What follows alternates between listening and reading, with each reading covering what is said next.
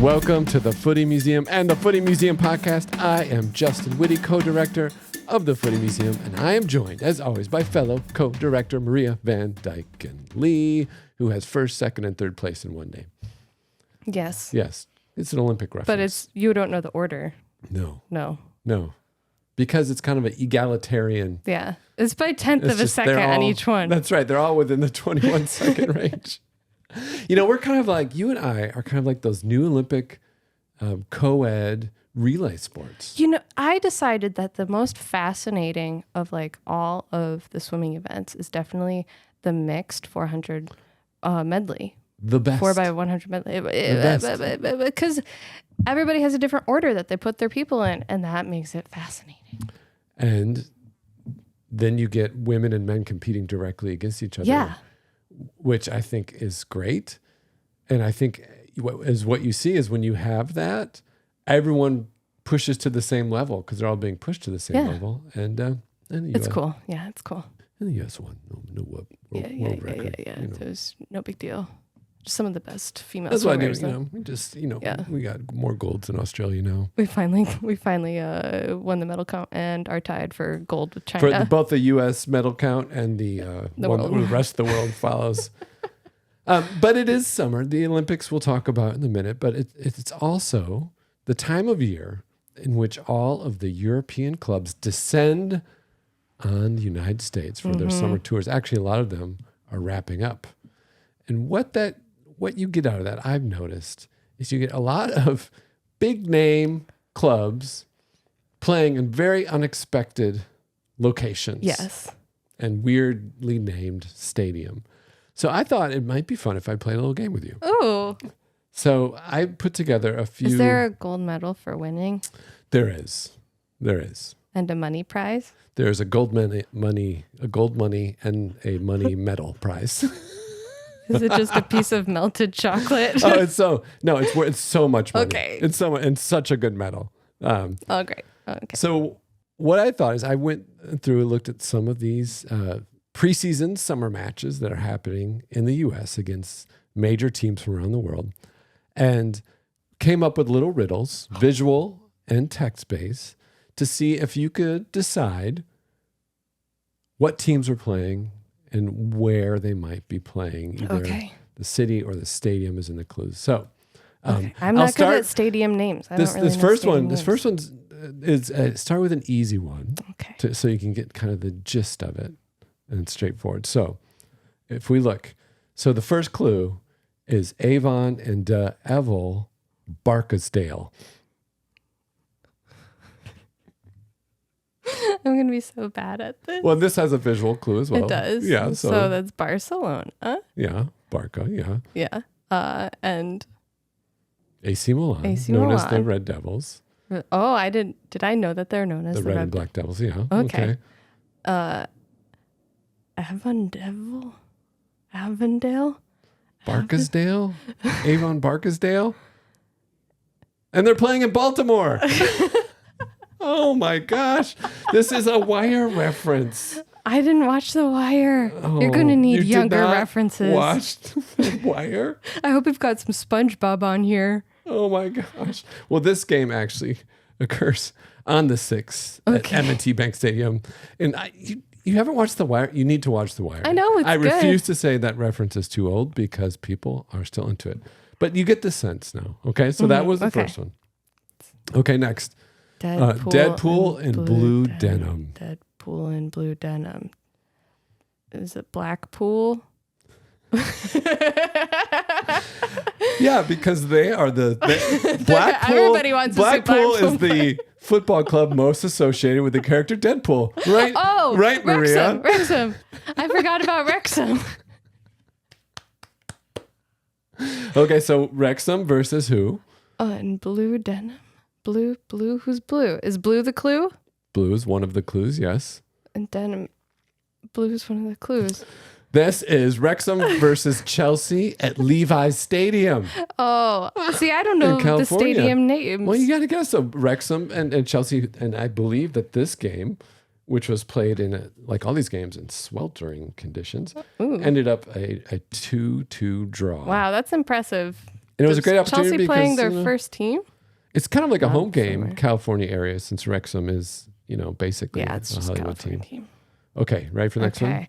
Goonies. Pitted against proud rivals. Arsenal. Gooners. Arsenal. Yes, okay. Pitted. Okay, pit.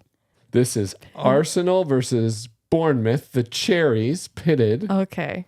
and they played at Dignity Health Park, home of the LA Galaxy. That's funny because I was like thinking about peaches and Georgia peaches. I was like, Atlanta. And this is also a great chance for Arsenal to show off those awesome new kits. And this match was also a 1-1 draw. Okay. Peppy Barker in a tent. My dog Cheerio on vacation.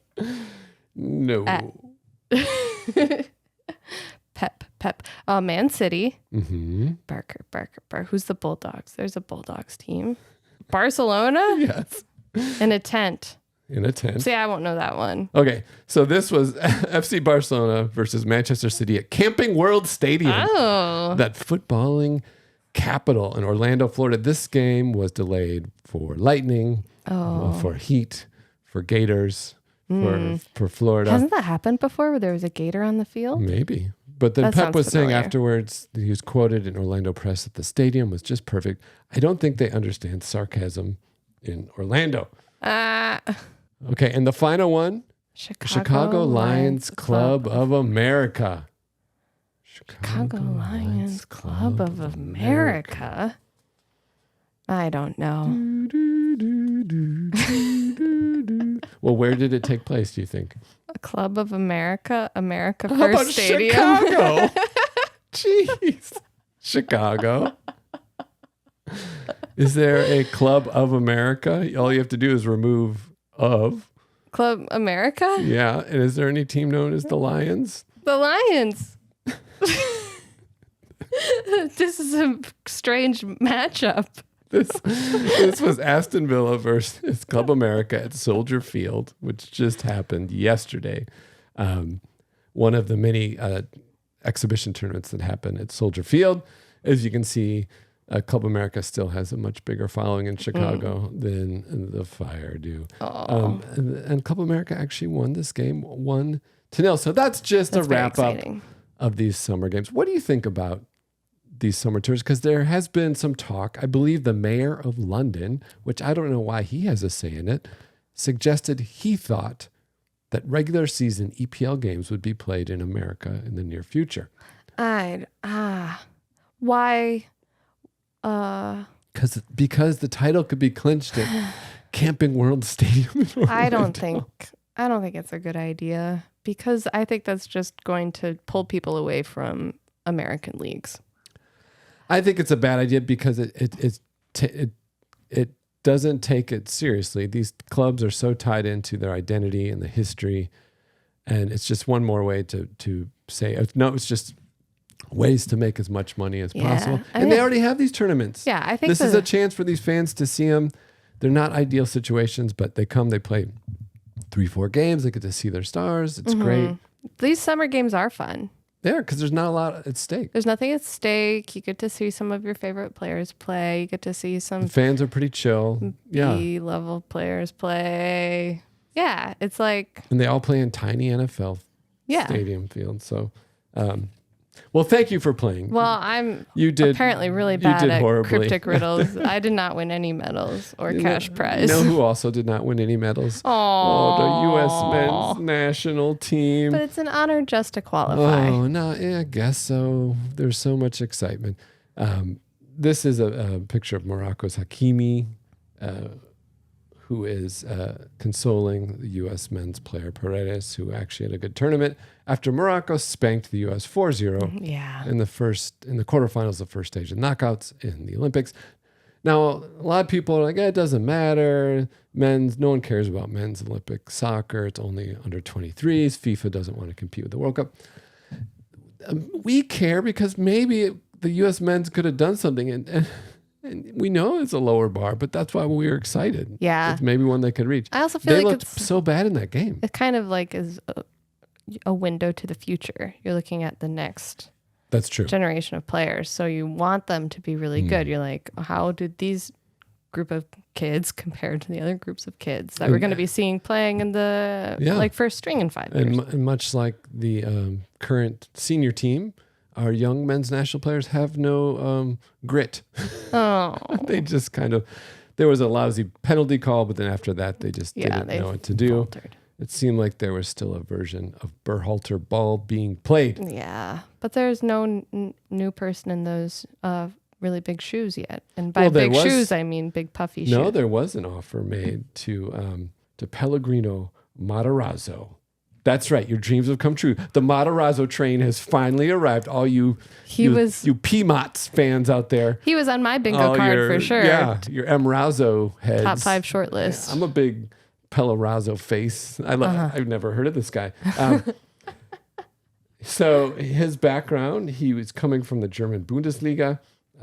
He has some experience coaching overseas. Not exactly the big name that you want to hear. But is he the right name? Maybe he might be. I just think, like the Olympics reminded us, and I think the coaching search, U.S. men's national team is not a desired job. It is still, unfortunately, we still are a international fixer-upper backwater, which is only reinforced by the coverage of the Olympic Games, where they're like, oh yeah, and all the other weird sports, including soccer. This is what happened. But at least we have Trinity Rodman. Oh my gosh.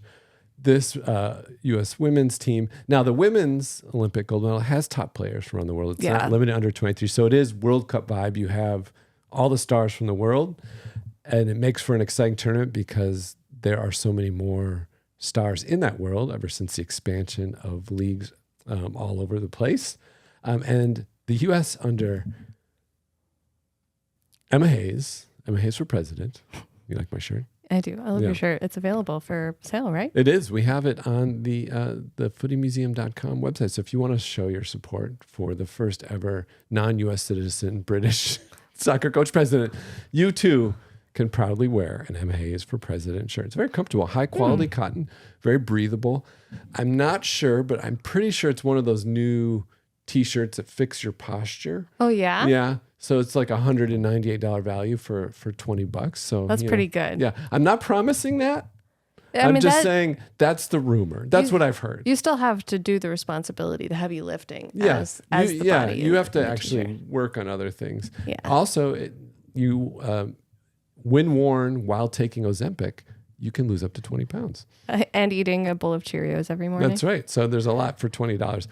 But where to support this great women's team? And I say Emma Hayes, I should really say the what's being called the Holy Trinity, Swanson, Smith, and Rodman, who are they're up front excellent for the women's national team. So fun to watch. They've been cruising through the Olympics until their first knockout game.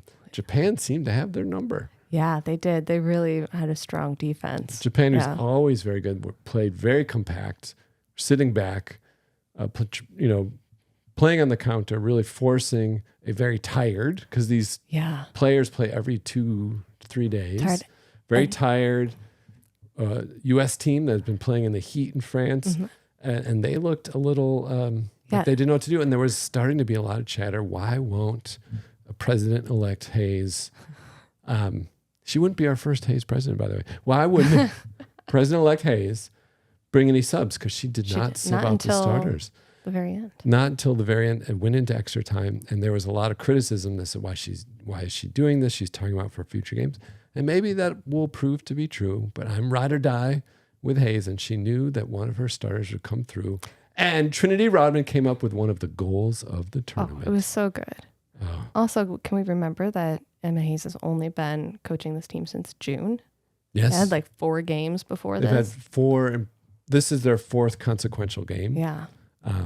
They've only given up 2 goals, one while they were already, well on their way to a victory.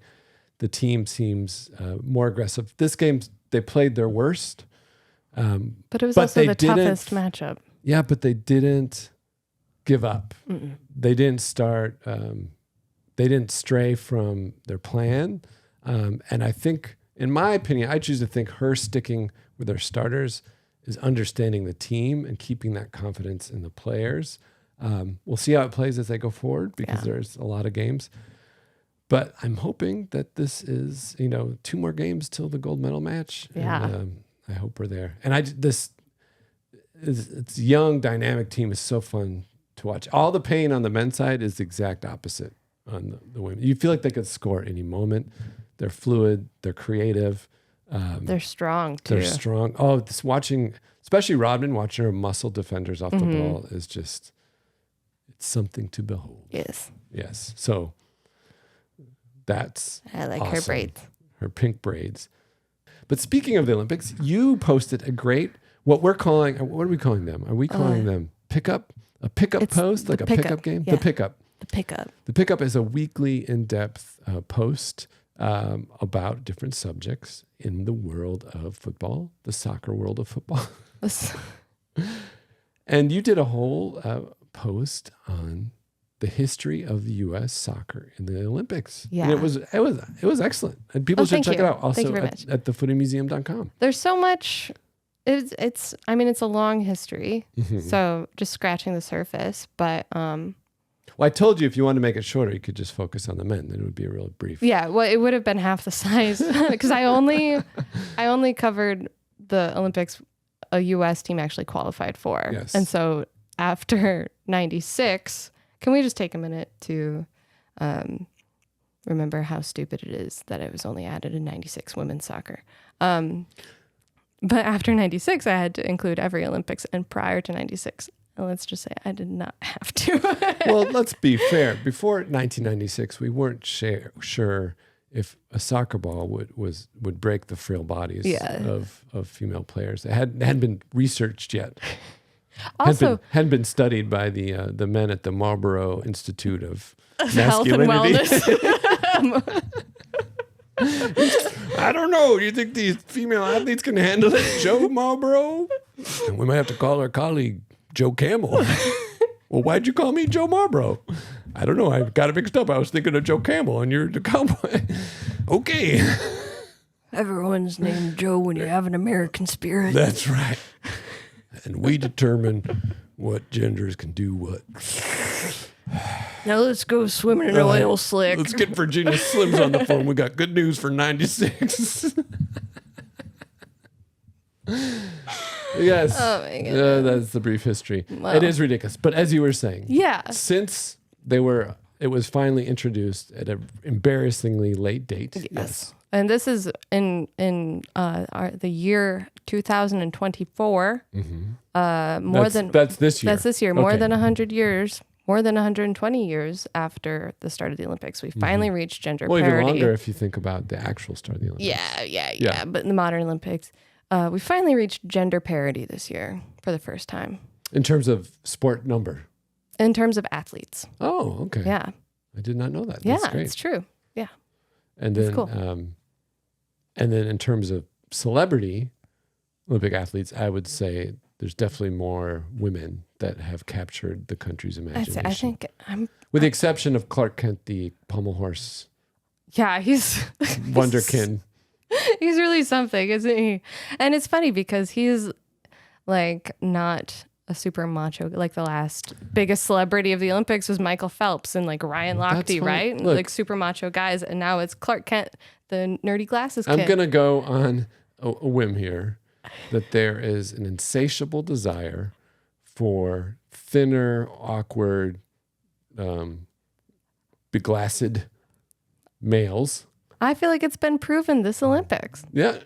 Well, some might say the evidence has been out there prior. Some might say there have been clear evidence of this fact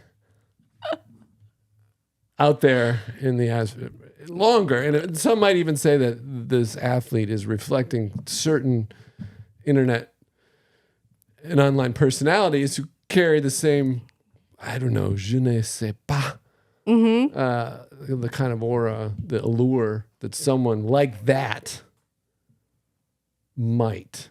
Some say these things. Yeah. If only he could wear a hat. Yeah, I think I just might bounce like now a that really he's flat-brimmed hat. Now that he's off duty, maybe we'll see him in a hat. Yeah. I know there is well, one. Then my lawyers might have trouble. Oh, okay. Yeah, we might have issues. All right. What's his name? I forget. Steven something. Yeah. See, that's how well he's doing. But we all know him. He's got 2 bronze now. If he played football, we would know who he was. So yeah. This isn't a gymnastics podcast. That's right. Yeah. That's our tagline. The Footy Museum. This isn't a gymnastics podcast. Oftentimes, the Olympics that is often referred to as one of the pinnacles of U.S. soccer is the one that took place in St. Louis in 1904. Because they didn't just get 1 medal, they got 2 medals. What a glorious accomplishment. Yeah, this is often referred to, if you don't dig deep, people would be like, the best finish the U.S. ever had. That's right. Was the 1904. Where we finished what? Second, silver medal. And third. And bronze medal somehow. Back in the day. And third. Back in the day, they used to have club teams represent. Oh, okay. So you would have like the Chicago Fire represent. Basically. Yeah. It was a thing before they really introduced it like full throttle into the Olympic structure. So that was a thing. But that means we beat Argentinian teams, we beat Uruguayan teams, we beat French teams. Let me just look how many teams participated in this event. Okay. So the Take tournament. a minute. It's probably a long list. The tournament. So this year there was how many? This year was 16. 16. So back there's probably more. I'm going to say like 16 according to my teams. notes, Yeah, the tournament had 3 teams. Hey, 3 teams, but at least we were the best or second and third best of those 3. At least one of our teams was better than another one of our teams. So this is what happened. So Canada comes with Galt from Galt, which is in Canada. Yeah. They look so intimidating too. Look at these guys. I love these sweaters. You know what they look like? What? They're like freaking cheaters. You think so? They probably had a pigeon with a camera flying over the These guys smashed both of our teams so hard. Look at the old Canadian flag too. The old kind of Commonwealth flag. Look at that. That's interesting. It is interesting. I love this picture though. So they dominated in the 3-game tournament that was they absolutely dominated. And the U.S. was represented in part by this is the Christian brothers. And they look at this group. Look at this guy in the front row who looks like Kieran Culkin. This and the third team, the bronze winning team from the U.S. played each other one match and they drew, and they had to replay to actually get a winner. So not only it took 4 games for one of these teams to win. So when they reference the best ever finish for men's soccer in the Olympics, they're talking about these gentlemen, the early Culkin. I do give them credit for their. I do like those overly elaborate early 20th century crests. Yeah, they're cool. So not that great. Yeah, not that great. As I was going through. We're not going to go into all the detail. You should really check out Maria's post at thefootymuseum.com. But there's a few other visuals I love. There was a lot of controversy in the opening ceremony this year about a scene in which to suggest a menage a trois between French citizens. And people were outlandish. Those people clearly did not see the 1924 Olympic poster, where there are literally the question before this poster was created was, who would like to do a menage a trois? And these men gallantly raised their hands, and they got to pick partners as well. I would, yes, for your Olympic spirit. Oh, what a great poster. I had assumed that this was in reference to just the old-timey Olympics where they competed naked. Yeah, maybe. Because I was not aware that abs were invented by 1924. I didn't know that either, because a lot of the old photos you see, it's a lot of very soft-looking men. A recent upgrade, like the 1970s OS. Well, maybe it's like a neo-classic thing. Yeah. It's a little fascist too, but when you look at the face, they're not thinking about fascism. They're thinking about romance. Look at that guy in the middle. Oh, and sport. I volunteer. Lots of great. But we're jumping way ahead now. Because I recognize this guy. This, as you mentioned, is a pictogram. Mm-hmm. Pictograms, very iconic design element in the Olympics, used to illustrate the sport beyond the limits of language. Yes, first in Japan. First in Japan. Yeah, in the mid-century. The most famous iconic ones made from Helsinki that kind of dictated the style for generations. Kind of like the bathroom figures you see are very much influenced by that.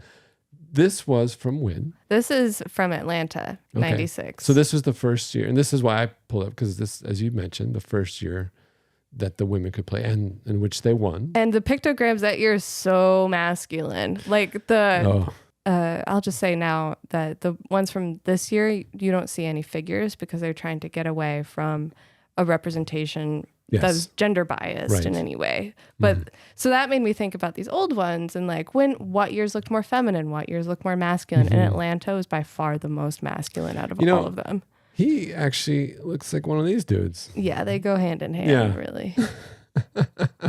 Actually, there was the original logo in the proposal for the LA Olympics had kind of a winged figure, much like the shape of the Angel City. Yeah. But it had the contours of the Atlanta. This also, I thought about it more, makes sense. 1996, very early Adobe software period, where kind of hard edge graphics were exciting and new. This was clearly an early Illustrator. Like, it's too hard to do the fingers or the nose, but look at what we can do on a computer. Yeah, you can see a little divot to suggest like where the thumbs are and the closed fists. Well, that the front of the figure looks like he might have the same problem as that pole vaulter we talked about. And then jumping ahead again, I want to highlight one of the most maligned Olympic logos is actually one of my favorites. I think in retrospect, this awesome. One's great. A little ahead of its time, maybe 2012. London actually did a lot of daring design in their outfits that year. But I bring this up because this is the last time, right, that the women have won gold. Wow. So it has been 12 years. Wow, 12 long years. Yeah. They have received medals, most recently a bronze in Tokyo. But this last time they won gold, which is really, for that team, kind of a disappointment. It is. But, I mean, it also goes to show that the field is becoming more competitive, which is good. And the players on the field as well. Yeah. Okay. I remember this Olympics and, like, the color scheme and thinking, wow, that is out there. Because, like, at the time, I feel like you just weren't seeing magenta and yellow as much. It just wasn't the cool thing. But everywhere. Then I feel like it's kind of set the tone for a long time. When it came out, it reminded me a lot of what was happening in painting at the time. A lot of awkward angular shapes where there was about the kind of tensions, the points of meeting, and this kind of brighter palette. And I liked it so much and hated the backlash so much. I actually wrote the Olympic Committee. I was like, I wrote the like whatever it was at that time and said, hey, I think this is great. You should ignore that. And I got a form letter back. Thank you. A lot of people like what we've done, and we look forward to you watching the Olympics. That's great. I was like, no, you don't get it. I get it. So you mentioned the pictograms for this year. Here is the football one. It's a good move to get away from this. Yeah, especially now, because they were originally used in Japan in the mid-'60s, where there was no good way to communicate if you didn't speak the other language or have a familiarity with it. And they weren't going to print things in that many languages. Right. So like to have the images was really important to go with the text. But nowadays, like you don't need that anymore. We all have a translator in our pocket. Right. Or like Google. Like you. So the need for... Is that a way of just making fun of how short your translator is? What? Saying that they fit in your pocket. That's rude. Olivier is this wonderful person and should be seen in the fullness that they are. Okay. I'm just going to say that. It doesn't. Sure. Yeah. You're right. I take back all of the bad things I said about translators. Pay them enough. Make them go. You mean cellular phone. I mean a cellular phone. Yeah. Yeah. So now they stepped into more of an artistic approach with these designs, which I think is really fun and interesting in a lot of ways. Graphic. Yeah. Graphic that all have an axis. They all have a thing that's an icon of the sport and the location of the sport. And what's nice about these, they integrate, because they are very considered designs, they integrate into the design of the different stadiums so well. Yeah, the basketball court is amazing. Actually, this is one of the most beautiful Olympics. Yeah. The color palette, which seems so Parisian, the way that color palette works within the city where so many of the events are immersed, the backdrop of the city of Paris, everything about it is it's going to be hard for anyone to match the beauty of these games. I would say so. I would say the only thing that other than the little lips on the Olympic flame. Oh yeah, that we their talked about. logo is probably the worst. This is the weakest thing. If they just take a little eraser and get rid of those lips. Get rid of those little lips, it would have been fine. Or hired whoever did the pictograms to also do the logo. Yeah, and maybe they did. Maybe it was just a misstep. Who knows? I think it was sponsored by Pixar. I think there's going to be an Olympic-based Pixar movie that comes out the last day. And it'll be like, I'm the tell me the story of the Olympics. Mm-hmm. Oh. Yes. I can't wait for the closing ceremony and how many people it will insult. It will be fantastic. This is just a few things from the excellent post. Check it out. Again, thefootymuseum.com. Next week, we will get you all caught up on the US Open Cup as we go into the fall and as it reaches its culmination in a controversial year for the Cup. So look out for those. So that's it. Check us out at thefootymuseum.com. We are on Threads. We are on Instagram. We are on Facebook. We are on you can watch these episodes on YouTube, which is a lot of fun for like visual quizzes. It makes a lot more sense. Yeah. Yeah. Oh, if you want to see I was so bad at merchandise, Emma Hayes for president. I had blocked that out of my head, how bad I was at your riddles. I thought they were pretty straightforward. At least the teams playing. I bet Jeremy could have done it. Well, I bet he would have I'll done send a them lot to better. you. You quiz them tonight. Okay. That'll be good.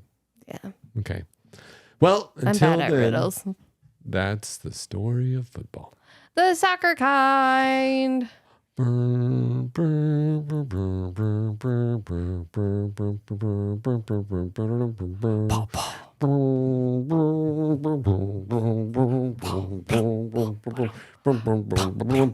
Olympic song.